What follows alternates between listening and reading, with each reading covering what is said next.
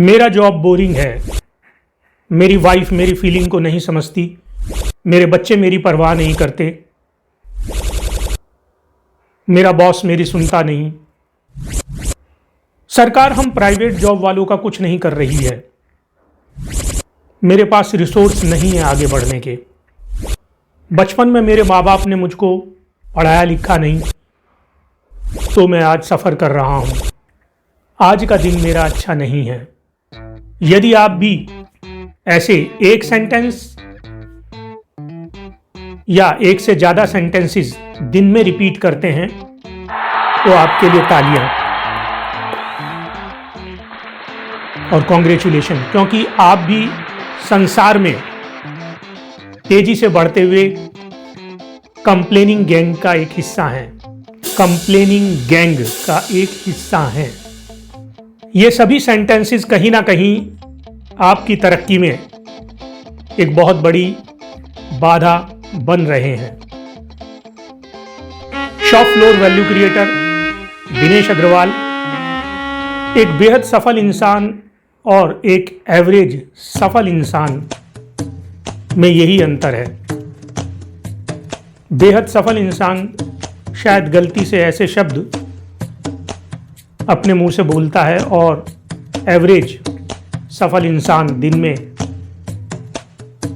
सैकड़ों बार ऐसे वाक्य मन ही मन में रिपीट करता है। Blaming the fine arts making others responsible for all the difficult things happen to us. Blaming वो सेल्फ डिफेंस मैकेनिज्म है जो आज के वक्त में मॉडर्न सोसाइटी एक्सेप्ट और सपोर्ट करती हुई दिखाई दे रही है। आज के वक्त में टीवी सीरियल्स का प्रत्येक किरदार दूसरे किरदार पर ब्लेम करता हुआ नजर आ रहा है। आज के वक्त में न्यूज़पेपर्स आरोप प्रत्यारोप से भरे पड़े हैं और सबसे बड़ी बात, टीवी चैनल्स के ऊपर हमारे बड़े बड़े नेता, हमारे बड़े बड़े लीडर्स जब किसी भी नेशनल मुद्दे के ऊपर बात करते हैं तो वो एक दूसरे के ऊपर आरोप प्रत्यारोप लगाते हुए नजर आते हैं। और निश्चित रूप से आज के वक्त में यह एक नेशनल कैरेक्टर बनता जा रहा है। ब्लेम वास्तव में कंफ्यूजन का एक ऐसा समुंदर है जिसमें सब कुछ डूबता हुआ नजर आता है। ब्लेमिंग एक हाई प्रोफाइल गेम बनता नजर आ रहा है जिसमें ह्यूमन वैल्यूज कम होती चली जा रही हैं। लियो टॉलस्टॉय ने एक बार कहा था कि everyone thinks about changing the world but no one thinks changing himself. आज मैं इसी विषय पर आपसे कुछ बात करूंगा कि कैसे ब्लेम गेम व्यक्ति विशेष को, देश को और ऑर्गेनाइजेशन को दीमक की तरह खत्म कर देता है। इनोवेशन और क्रिएटिविटी खत्म हो जाती है। याद कीजिए, जब पिछली बार आपके साथ कुछ गलत हुआ था तो आपने उसको कैसे परिस्थितियों के ऊपर डाल दिया था और वास्तव में आपने उस घटना का विश्लेषण करने की जहमत भी नहीं उठाई थी। क्या कभी उस घटना के बाद शांति से बैठकर आपने सोचा कि उसको और बेहतर कैसे किया जा सकता था या गलत से सही कैसे किया जा सकता था? लास्ट टाइम जब आपकी ट्रेन छूट गई थी तो आपने उस समय खराब मौसम और परिस्थिति को उसका जिम्मेदार ठहराया था। But actually you started late from your house. बेहद सफल और औसत दर्जे का सफल आदमी वास्तव में जिंदगी के अंदर डिफिकल्ट समय और अपोजिट परिस्थितियों का सामना करते हुए आगे बढ़ते हैं। परंतु वो क्या चीज है जो कि एक को बेहद सफल बना देती है और एक एवरेज सफलता के स्तर पर रखती है? यह देखा जाए तो वास्तव में उनकी अप्रोच का अंतर है। दोनों की अप्रोच प्रॉब्लम को लेकर अलग होती है। सफल आदमी परिस्थितियों का रोना नहीं रोता, जबकि औसत सफल आदमी परिस्थितियों का, परेशानी का और रिसोर्सेज का रोना रोता ही रहता है। जिन्हीं सीन के अनुसार I can't change the direction of wind, but I can adjust my sail to always reach my destination. मैं अपने नौका के वो हवा की डायरेक्शन में एडजस्ट कर सकता हूं। जब आप दूसरे पर इल्जाम लगाते हैं तो आप अपनी गलतियों का सच छिपा लेते हैं और अपने आप को सही होने का सर्टिफिकेट दे देते हैं। ज्यादातर आपको सुधार का रास्ता पता रहता है, परंतु आपकी खुद की ईगो और आसपास का वातावरण आपको ऐसा करने से रोकता है। आइए इसको कुछ उदाहरण से समझते हैं। एक उदाहरण है कि आपको अपने एक फ्रेंड्स के यहाँ डिनर के लिए जाना था। अचानक से बारिश शुरू हो गई। बारिश का होना या ना होना आपके हाथ में नहीं है, आपके बस से बाहर है, परंतु अब आपको यह डर सताने लगा कि डिनर पर जाने में देर हो जाएगी। आपको लोकल से जाना था, लोकल भी लेट है, आप लोकल का इंतजार कर रहे हैं और बार बार आप मौसम को दोषी ठहरा रहे हैं। दूसरा आदमी जो सेम परिस्थिति में फंसा हुआ है, उसको भी कहीं पर जाना है डिनर करने के लिए, तो वो अपने फ्रेंड्स को फ़ोन करके ये बोलता है कि मैं आने में शायद आज लेट हो जाऊंगा, और अपनी चीज़ों को सुव्यवस्थित ढंग से मैनेज करता है। सेम परिस्थिति, सेम प्रॉब्लम, परंतु अप्रोच दोनों अलग अलग हैं। एक और उदाहरण से वर्क प्लेस की प्रॉब्लम को समझते हैं कि आपका वर्क प्लेस पर कोई कोवर्कर आपको आपके सहयोग नहीं देता आपके काम में, वो कोई ना कोई बाधा खड़ी करता है। यह इशू आपने अपने सीनियर के सामने भी रखा, आपने भी अपने कोवर्कर को समझाया, परंतु कोई रिजल्ट नहीं निकला। अब आपने भी अपनी एवरेज परफॉर्मेंस को लेकर अपने कोवर्कर को दोष देना शुरू कर दिया। आपको लगता है कि आपकी बहुत बेहतरीन परफॉर्मेंस को पूरी तरह से यह कोवर्कर इम्पैक्ट कर रहा है और उसको ख़राब कर रहा है। आपने दोबारा अपने कोवर्कर को बुलाया और फेस टू फेस, आमने सामने बैठकर उसको दोबारा से ज़्यादा कोऑपरेट करने की कोशिश करने के लिए बोला। परंतु एक बात बताइए कि क्या कभी आपने अपने कोवर्कर को अच्छा फील करवाने की कोशिश की? क्या कभी आपने उसकी बर्थडे पर कोई उसको ग्रीटिंग दिया? कभी आपने उसके किसी काम को अप्रिशिएट किया? या कभी आपने शांति से बैठाकर उसकी फैमिली के बारे में उससे पूछा? देखा जाए तो आप उसको अच्छा व्यवहार ना करने के लिए ब्लेम कर रहे हैं, परंतु आप भी उसके साथ अच्छा व्यवहार नहीं कर पा रहे और उसको अच्छी फीलिंग नहीं दे पा रहे हैं। स्पिरिचुअल गुरु दीपक चोपड़ा ने एक बहुत अच्छी बात कही है कि जब भी हम किसी पर कोई इल्ज़ाम लगाते हैं या उसकी आलोचना करते हैं तो वास्तव में हम अपनी बहुत सी गलतियों को, अपने बहुत से सच को अपने अंदर ही छुपा लेते हैं। कभी कभी हमारा अंतर्मन हर सच्चाई को जानता है, पर हम उस सच्चाई को अपनी जगह पे लाना नहीं चाहते। जब हम बार बार अपनी परिस्थितियों का रोना रोते रहते हैं तो हम एक बात भूल जाते हैं कि इन खराब परिस्थितियों के बावजूद भी हम बहुत अच्छा कर सकते हैं, और पास्ट में इन परिस्थितियों के अंदर बहुत लोगों ने बहुत अच्छा किया भी है। The mind set blaming world around. आपकी परिस्थितियां कैसी भी हों, आपका रिजल्ट कैसा भी हो, परंतु यदि आपने अपनी सोच को लिमिट किया है और आप सब कुछ परिस्थितियों पर, किसी व्यक्ति पर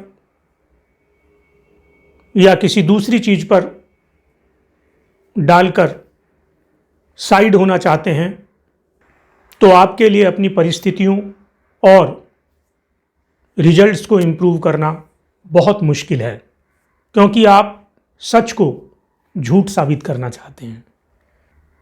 ना तो आप परिस्थितियों से कुछ नया सीखने के लिए तैयार हैं और ना ही अपने एंड पर कुछ इम्प्रूव करने के लिए तैयार हैं। यदि आप अपने आप को हमेशा परिस्थितियों का शिकार मानते रहेंगे तो आप आगे नहीं बढ़ पाएंगे। आप कोल्हू के बैल की तरह एक ही जगह चक्कर लगाते रहेंगे। आप खुद को ठीक मानते रहेंगे और आपका जीवन नहीं बदलेगा।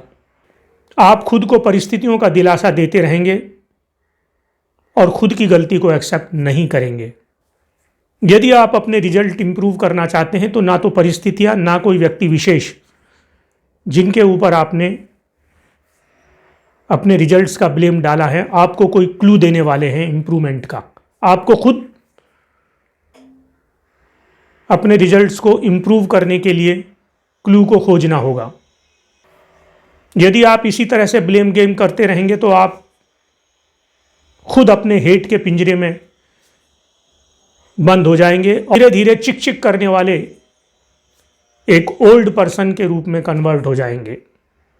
दूसरों को अपनी परेशानी के लिए ब्लेम करना बहुत आसान है और यह आपका अपना एक सेल्फ डिफेंस मैकेनिज्म भी है, जो कहीं ना कहीं आपकी ईगो को भी सेटिस्फाइड करता है। मैं ठीक हूं, मैं परफेक्ट हूं। If you want to live at your full potential तो आपको इंप्रूव करना ही होगा। दुनिया के अंदर प्रत्येक ह्यूमन बीइंग वास्तव में देखा जाए तो अपनी परिस्थितियों को ब्लेम करने की टेंडेंसी रखता है। सफल लोग इस तरह का बहुत कम करते हैं, परंतु एवरेज सफल आदमी इसको दिन में बहुत बार करता है। How blaming cost you. आज से आप ब्लेम करने की इस आदत से बचने की कोशिश करें। आप अपने शब्द और अपने विचारों को पर ध्यान दें। होता क्या है कि जब आपको ब्लेम करने की आदत पड़ जाती है तो आप जितना सोचते हैं, हर बार उस सोच के अंदर आप अपनी परिस्थितियों को ब्लेम करते हैं।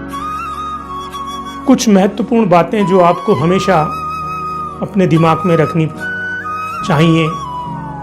First, realize complaining doesn't help. यदि आपके शहर में ट्रैफिक की प्रॉब्लम है तो आप ऑफिस जाने के लिए समय से कुछ देर पहले निकलिए। यदि आप अपने शहर के बारे में लिखने बैठेंगे तो 5 अच्छी बातें भी लिख सकते हैं आप और 5 खराब बातें भी लिख सकते हैं। ये सब आपके माइंड सेट के ऊपर है। Second, admit that you are in the same way responsible to.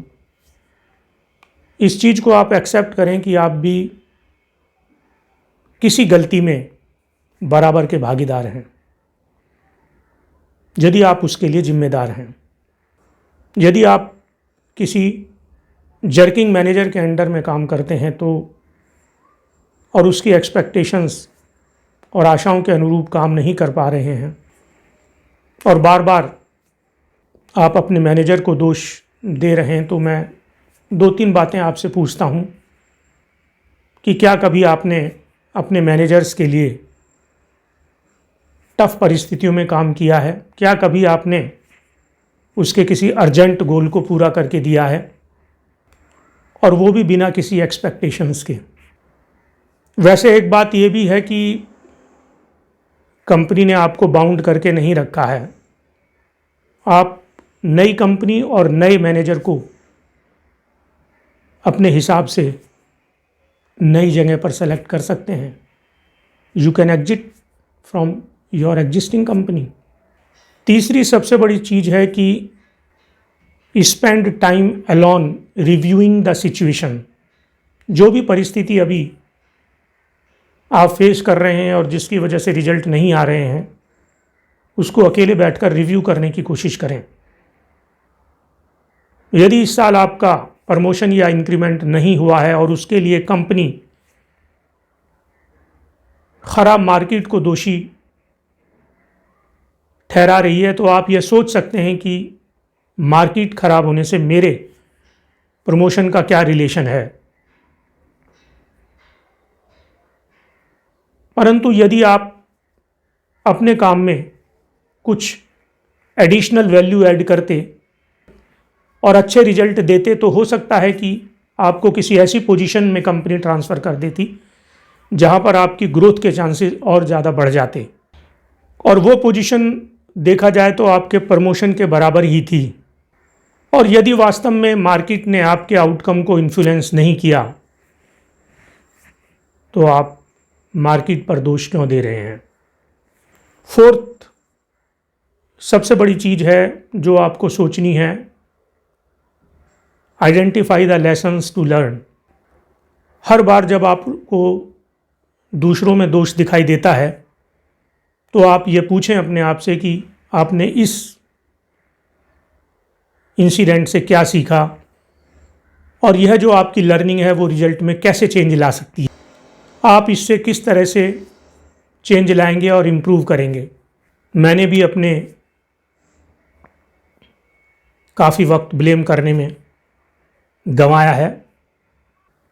Evaluate और लर्न करें आज, अभी और आगे की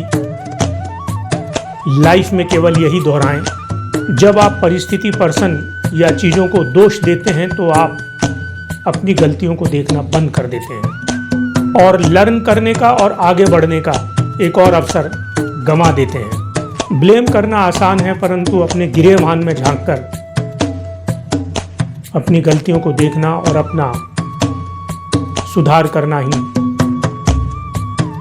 आगे बढ़ने के लिए सबसे बड़ा मंत्र है।